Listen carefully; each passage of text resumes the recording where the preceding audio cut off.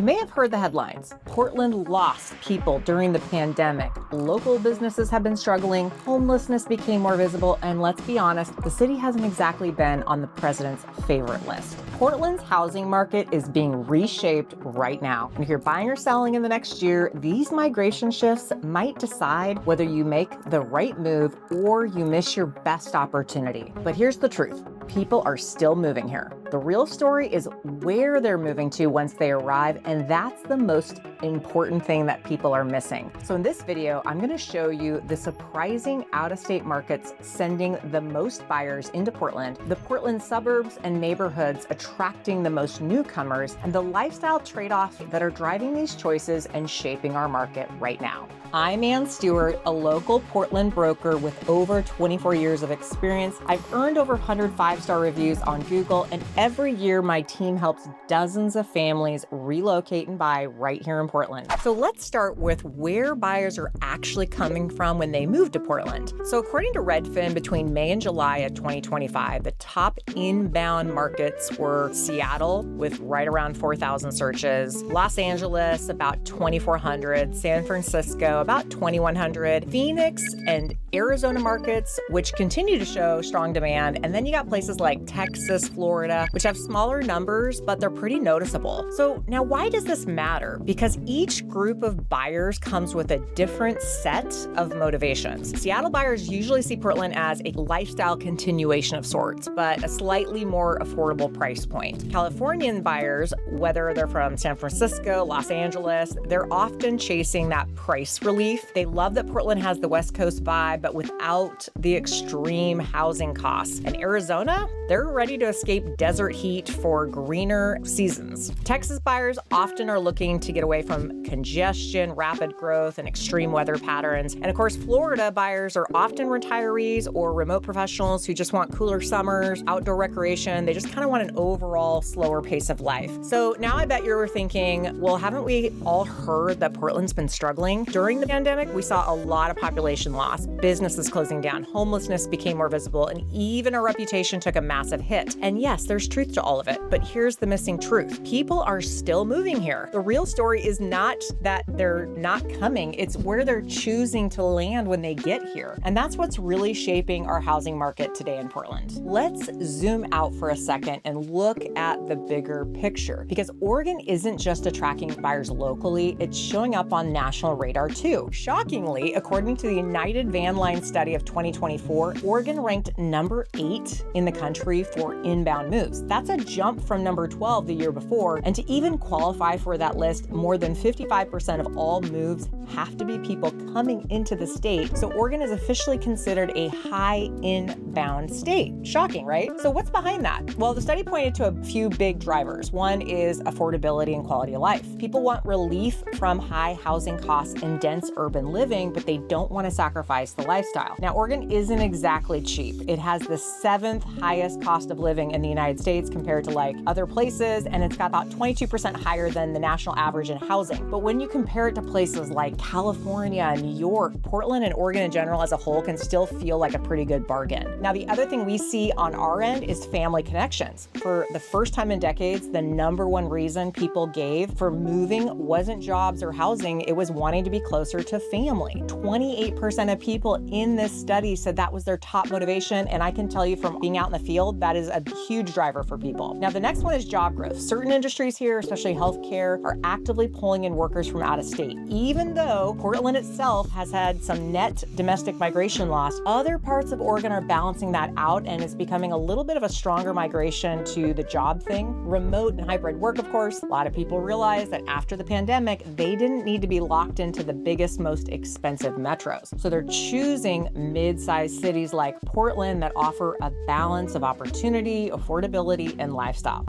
And finally, regional shifts. For years, the South dominated inbound migration rankings, but lately, places like Oregon and even parts of New England are showing up more and more as people look for a different environment, whether that's climate, community, or culture. Now, it isn't all rosy here in Portland. Oregon's population is still growing, but at a very slow pace than it has in decades past. So in 2024, we actually saw what's called a natural decrease, meaning more deaths than births. Migration is what kept it positive, but that growth hasn't been even. Central Oregon places like Deschutes County, Crook County are booming. Meanwhile, some rural and coastal counties are actually shrinking. So what's going on here in Portland? Well, between 2020 and 2024, we actually had a negative domestic migration. We lost more than came in. The only reason our numbers held steady is because international migration and natural increase. And here's one more important detail. Depending on which report you're reading, the numbers can actually look different. And that's because moving companies like the United, Allied, or Atlas only track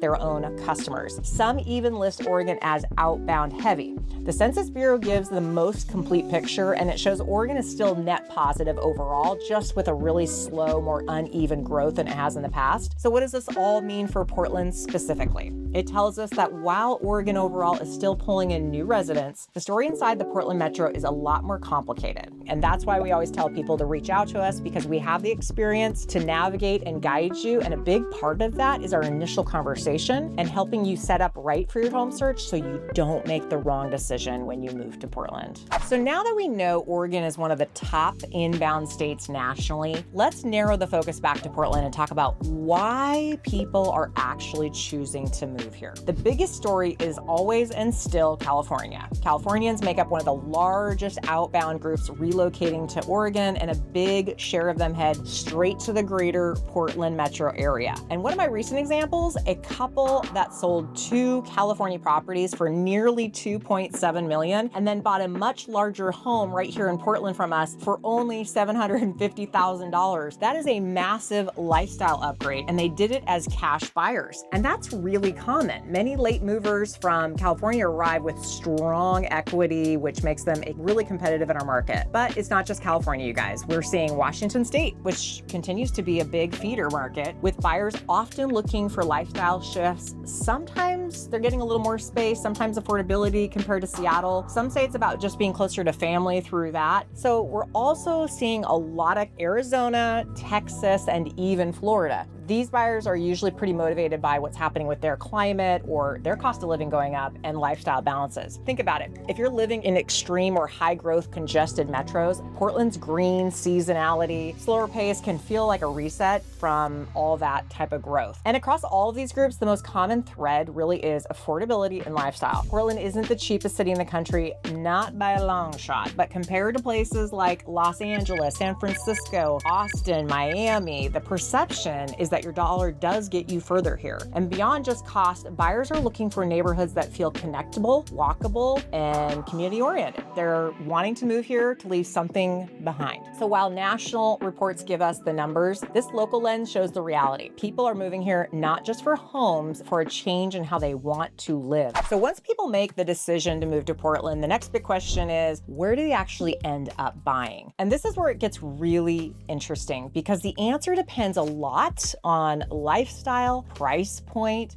and the trade-offs buyers are willing to make. So let's start with the prestigious markets that we all hear about. Lake Oswego, West Linn, those typically attract the higher income professionals looking for that quality area neighborhood. Lake Oswego's medium home price sits well over $1 million, while West Linn is just a little bit under $1 million. So people are drawn here for the schools, the beautiful park systems, the tight-knit communities they hear about. The trade-off though is that we have limited inventory, higher property taxes, but the lifestyle here is pretty hard to beat.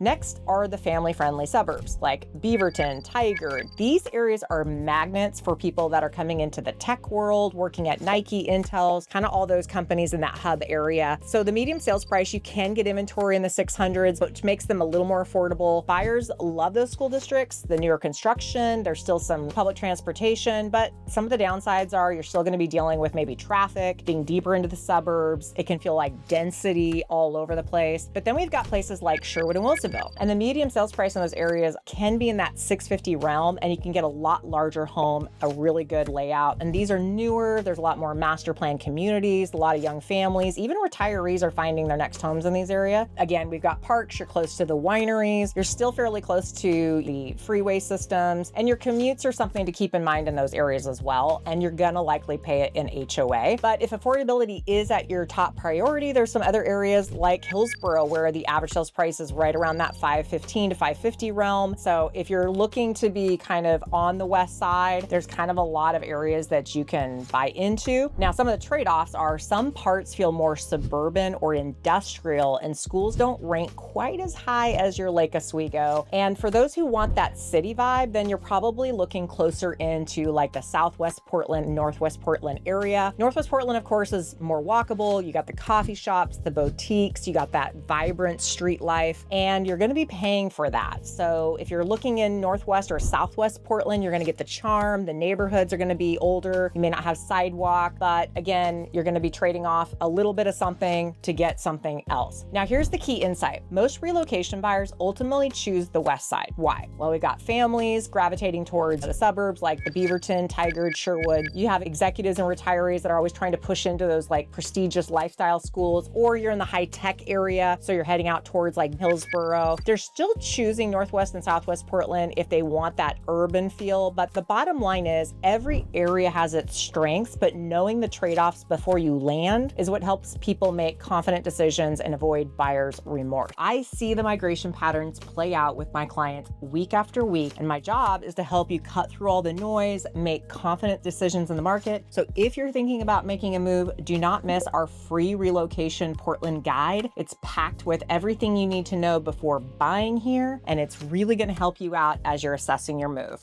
Now let's talk about what buyers are actually looking for when they come to Portland, because it's not just about the house. It's also about how the home fits into their lifestyle. And as we always say, there's something for everyone. One of the biggest requests we hear is for one level or main level living, especially with baby boomers downsizing or retirees relocating here. The ability to live comfortably without worrying about stairs is huge. And the challenge is that Portland has a very limited supply of true single level homes. And when they do come on the market, they're usually extremely competitive and sell for more than their two-story counterparts. Another top priority is walkability and just the convenience of being around things. Many buyers want to ditch the car, they want to walk, they want to bike, they want to be close to the coffee shops, the parks, the grocery stores. That's why neighborhoods like Southwest, Northwest Portland, or downtown like the Alphabet District, Pearl District, those really do play a role in people's searches. Now for others, it's all about finding the right balance between space and accessibility. So some people want acreage, or they want a lot of privacy, bigger lots, but they don't want to be really, really far out and disconnected. And then you have places like Sherwood and Southwest Portland are popular because they offer bigger lots, a little quieter feel, while still keeping you close enough to the city for work, shopping, and amenities. And of course, there's always the question of price versus value.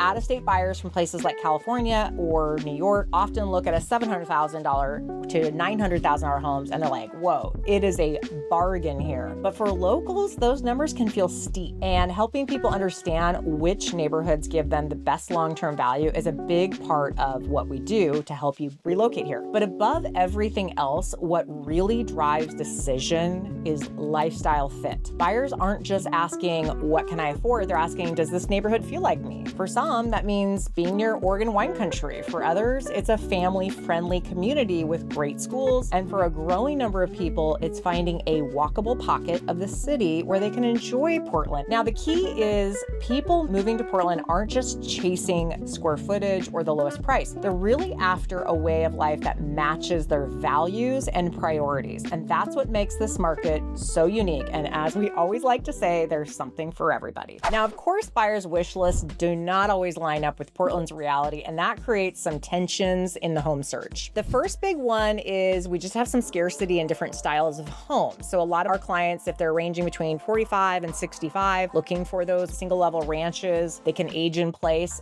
but those homes are few and far between, especially if they're updated and in great locations. Most new construction favors the multi-level layouts and 2-story, even 3 stories. So long-term homeowners are trying to find that main level living, and that makes them one of the most competitive property types in our metro. I wish we had more. The next one is price versus value perception. So out-of-state buyers, especially from California and New York, they're often coming in thinking, wow, Portland's going to be very affordable. And we are, if you're living in those areas. But in a lot of ways, if you're just starting your house hunting, reality sets in really quickly. So your typical suburban home, while our average sales price is sitting in like the mid 500s, you can't find something in the mid 500s in Lake Oswego or West Linn that doesn't need a full overhaul, if that. But it can be really frustrating for some of our buyers who are just adjusting to what they see sometimes online and what they're actually getting. And depending on different pockets, your budget will have to be fitting in the areas that you're looking in. So the challenge is we can have some really limited inventory. Portland is still a very competitive market in a lot of ways. And the desirable properties, especially if they're walkable or good communities, locations, those can still, believe it or not, even in this changing market, see multiple offers. And sometimes you have to make fast decisions. And for our relocation clients, there's also the logistics of buying remotely. Many of you rely on our FaceTime tours, remote offers, digital closings. It works, but it can be stressful, especially in a market where homes can move quickly depending on what you're buying. And buyers often feel like they're making this big decision without the luxury of sometimes seeing things in person or going through the inspection process in person. So here's some key insights most when people are,